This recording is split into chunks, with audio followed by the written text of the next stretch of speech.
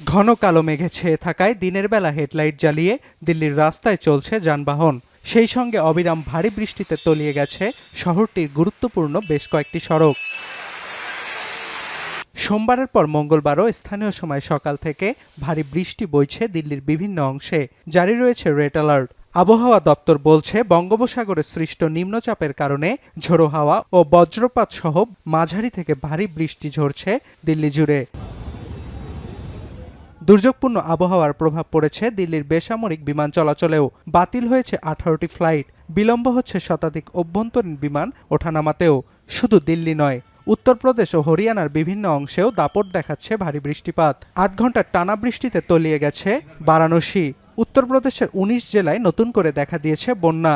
বিনষ্ট প্রদেশটির অন্তত 92 গ্রামের ফসলি জমি।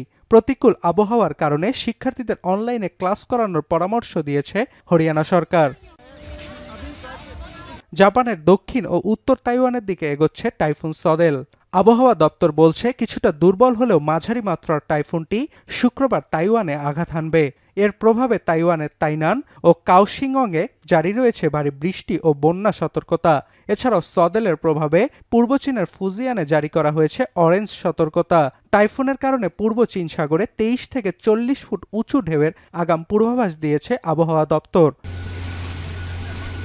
এদিকে শক্তি হারিয়ে টাইফুন নারা ক্রান্তীয় নিম্নচাপে পরিণত হলেও এর প্রভাবে ভারী বৃষ্টি অব্যাহত চীনের গুয়াংজি, হাইনান ও গুয়াংডং প্রদেশে।